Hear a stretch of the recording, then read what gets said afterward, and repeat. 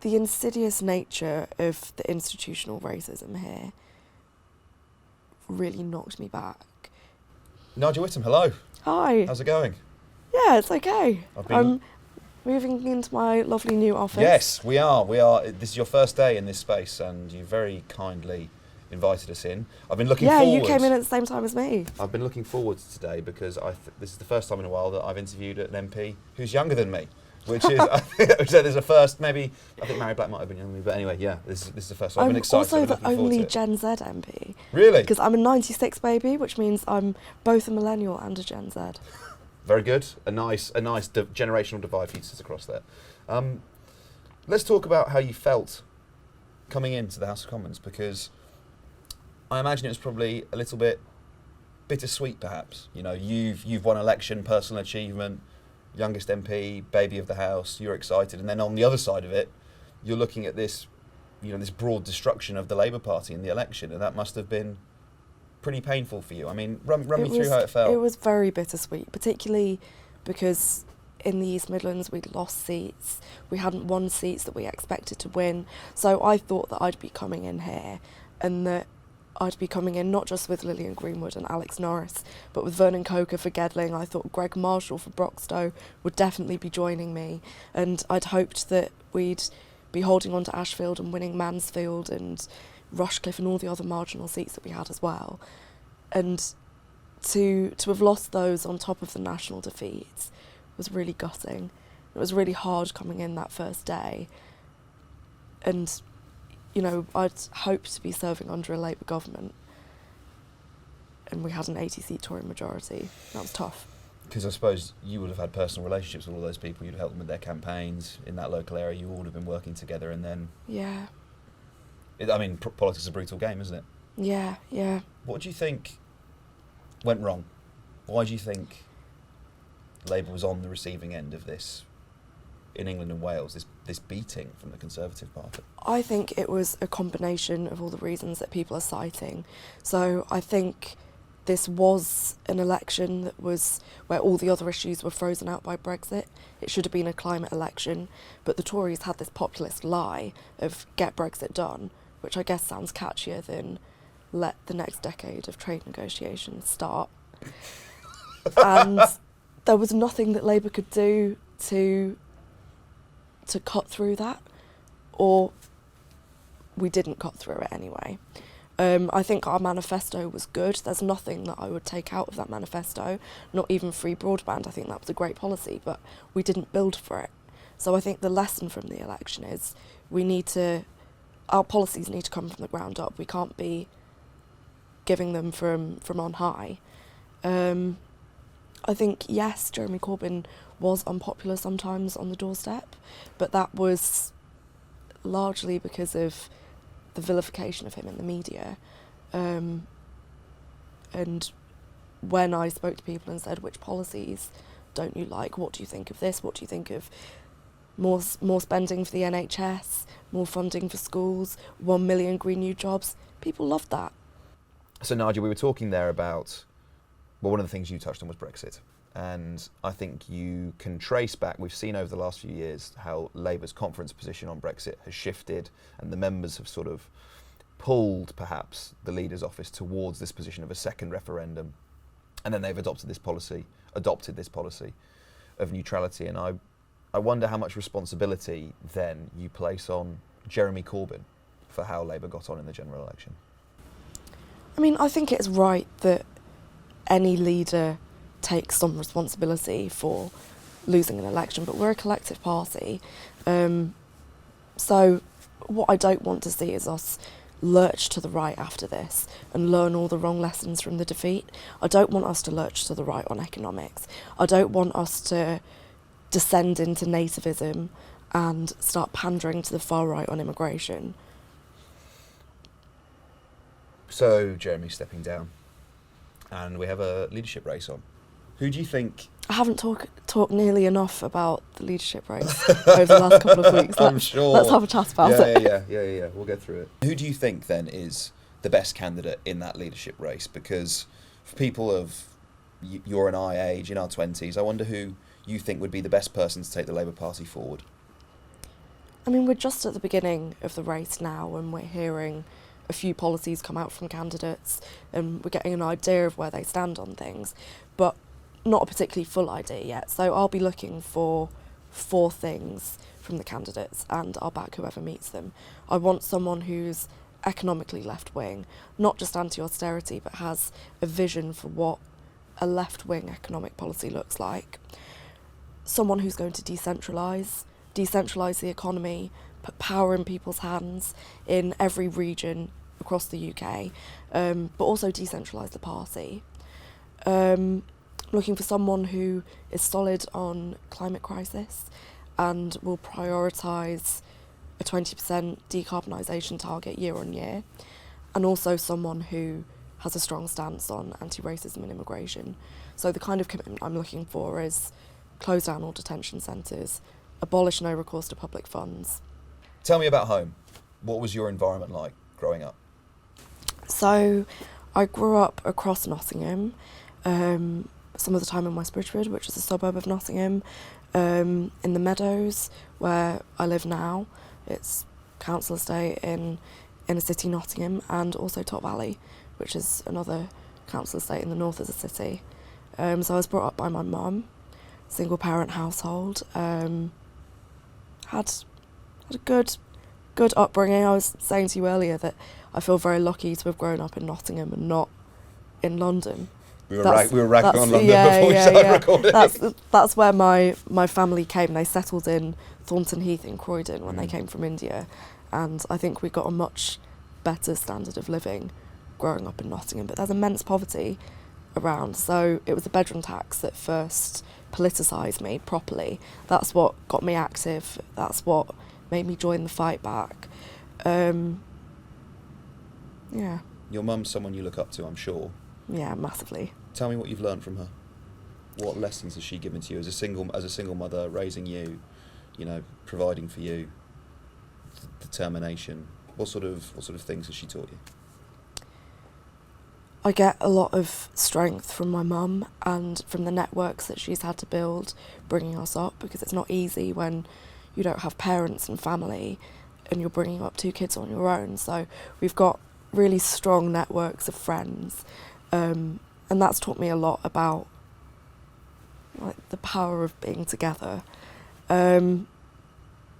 I don't agree with every decision that she's made in her life bringing us up, but I respect every single one of them, and I've just got a huge respect for her.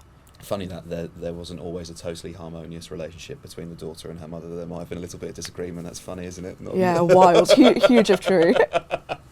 Tell me about school. Where did you go to school? What were you like at school? What sort of person were you?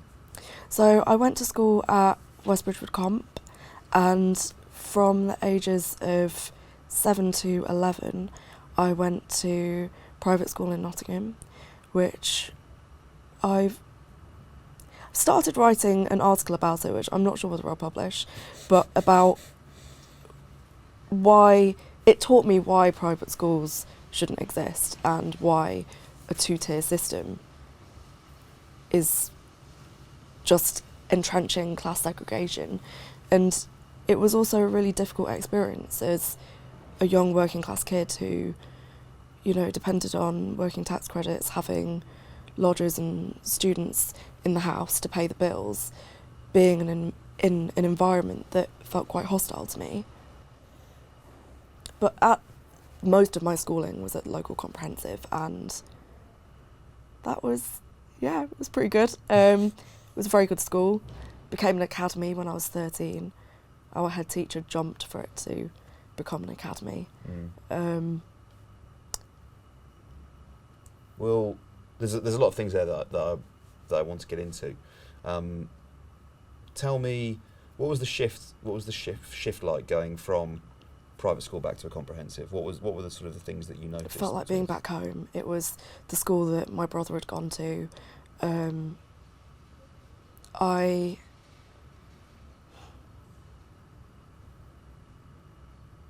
I don't know, I just felt so much more comfortable. I didn't feel like I had to be defending my family all the time. I didn't feel like I had something to prove. You I felt like I could just be myself. Did you feel sort of stigmatised in that private school environment then for being who you were and where you came from? Yeah, I did.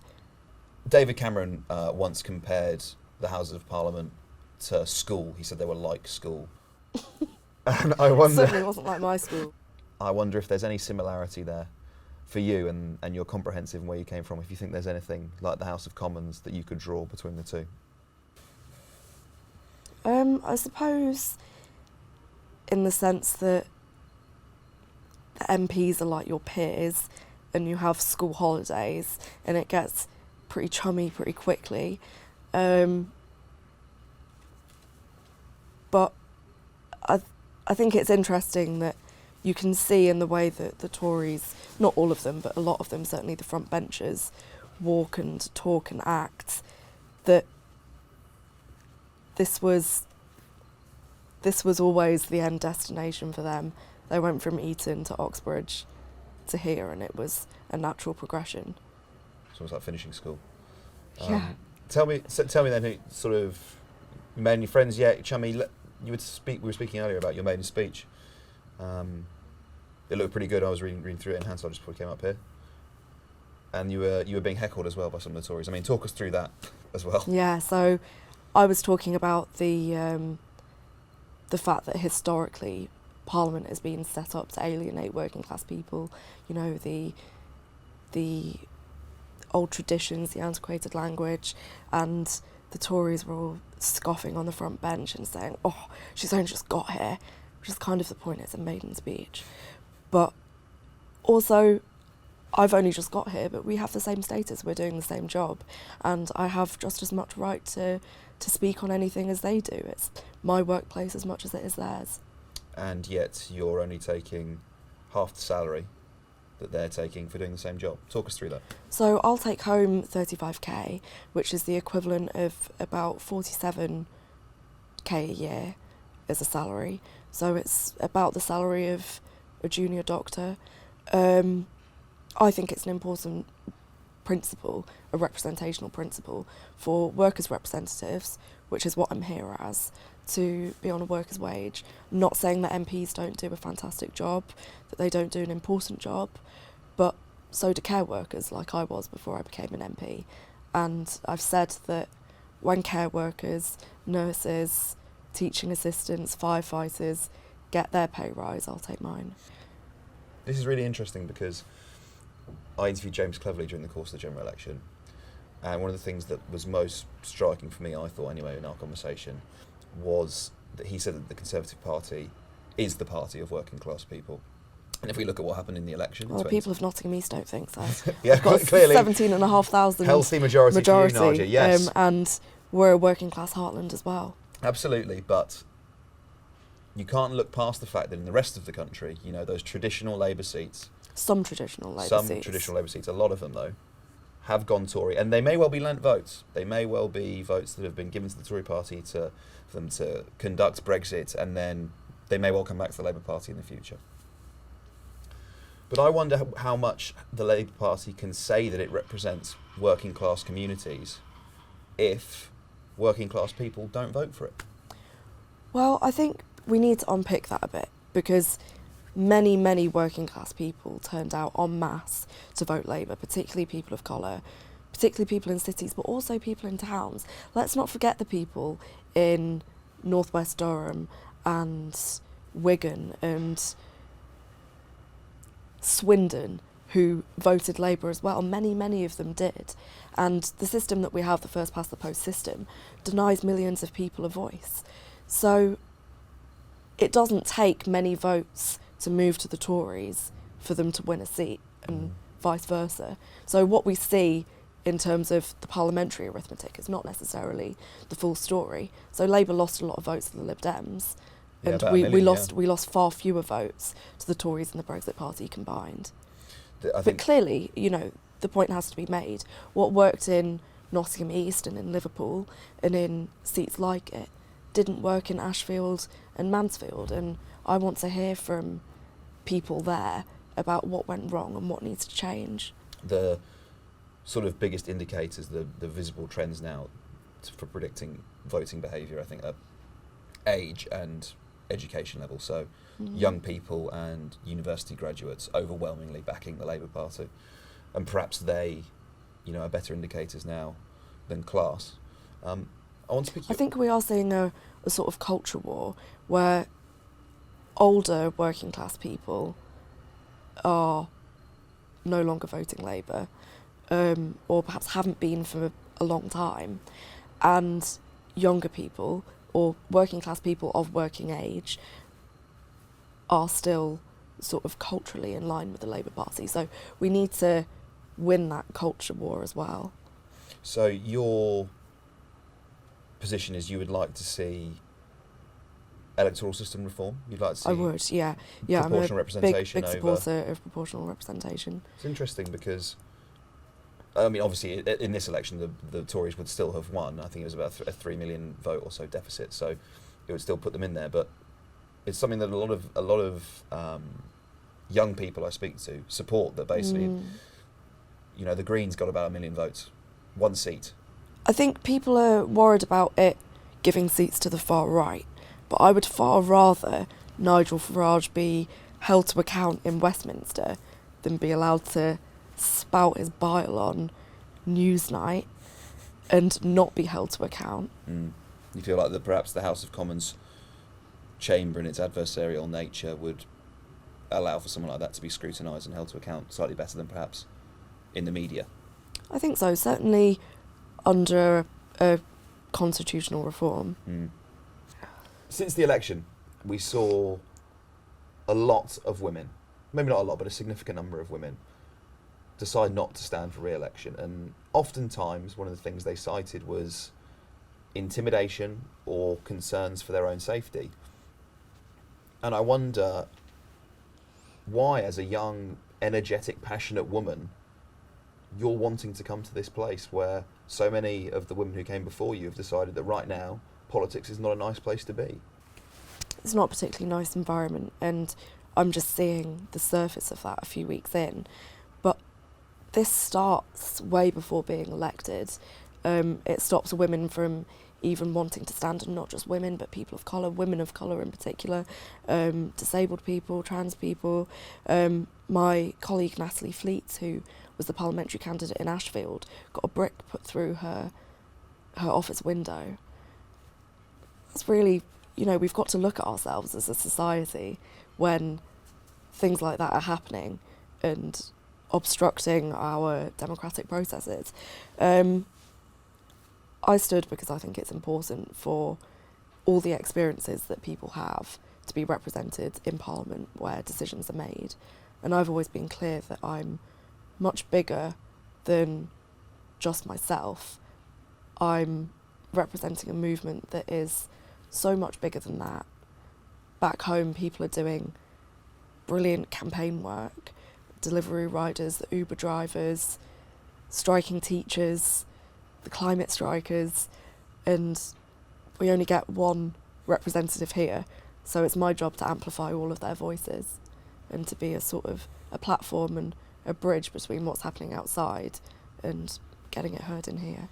Have you noticed a change for you, particularly actually because of, I remember there was a lot of talk around you only taking half of your salary, you got a lot of media attention for that, increased your profile, and I wonder if you've noticed a change perhaps in the nature of the way people are interacting with you online, or having that media profile and becoming an MP.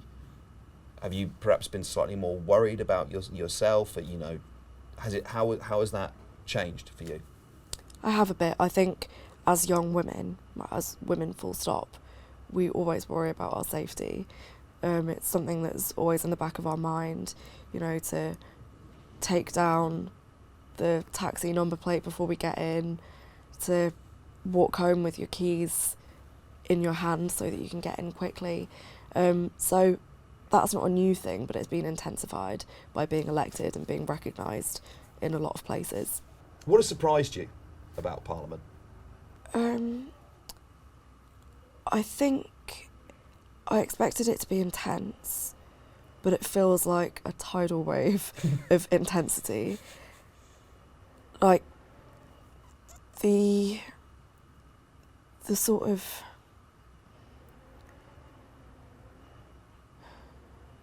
trying to think about how to word this carefully. The insidious nature of the institutional racism here really knocked me back. It's not something that I'd felt before until I went to university. Previously the racism that I'd experienced had been from teachers or police officers, people in positions of power with authority, not from peers. It wasn't until I went to university that I was treated differently by peers because of the colour of my skin. And it feels like that in Parliament, and the reason why it's so intense is that this is a place of power. They're people with power. You think you've experienced, perhaps, I don't know, that the entire institution, the seat of government, you feel like it's, sorry, I'm not trying to be denigrating to what you're saying, I'm just trying to flesh this out a bit more. It's racist, it's institutionally racist, and it's discriminating, if not against you, then against your peers and the rest of the people in this country. I think as a person of colour in here, you feel so, I certainly do, and I've spoken to colleagues who do, feel so visible and under intense scrutiny, but also so invisible at the same time. I was expecting, when I asked you about sort of what surprised you about this place, I don't know what I was looking for, maybe, some sort of anecdote or something that you've experienced, and yet I've asked you that and you've plumbed this incredibly profound, you've only been here for a very short time, and you've already noticed that kind of sentiment.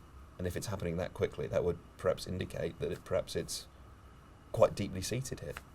It feels really, really tough, and it makes me really miss home.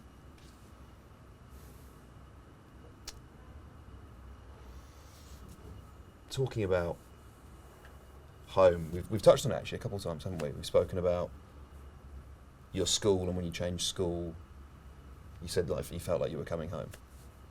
Being in the House of Commons, you felt like you missed home. What is it that typifies home for you? Is it your mum? It's just the normality of it. Everything is so normal at home. Like no one on my street cares that I'm an MP. Like we take each other's parcels in like normal. We have a chat like normal. Like Keith is always at the end of the road with a fag, and we have like the same conversation every day. Mm-hmm. Life goes on. Yeah. Is there an element, this is interesting actually, is there an element, do you think, of because I've talked about this with a few people, how the election happens and it feels like this huge, momentous day shift. Tory majority, the face of politics in this country has changed for like the next 5 years. But that day, Keith was probably still stood at the end of the road having a fag, and you had the same conversation with him. And I wonder, do you think that perhaps might have something to do with the sort of fatigue or the fatigue or sort of ennui, if you like, between regular voters and their representatives in politics, and this sort of, the wearing down of people's patience? And you heard it on the doorstep, I'm sure, about how people were sick of politics. They were sick of arguing about Brexit and referendums and elections.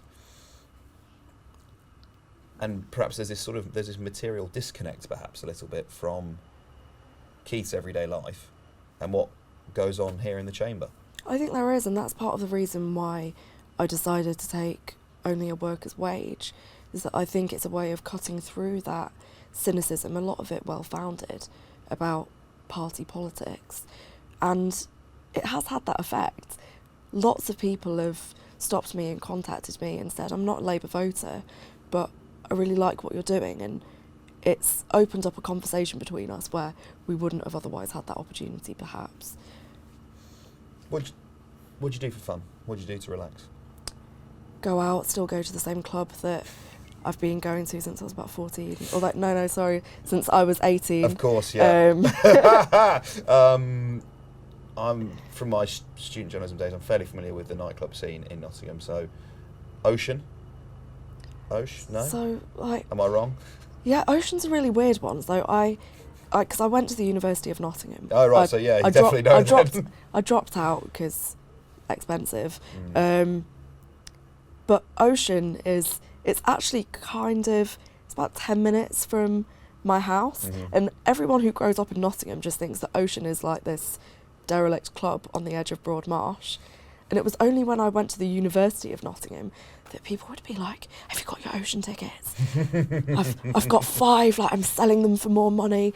It's like, Ocean? Like, is Ocean even a club? I go to the same places that I went to Still growing going up. out. Yeah. Okay, brilliant. Nadia Whittome, thank you so much. I've really Thank enjoyed you it. so much. Cheers. Thank you.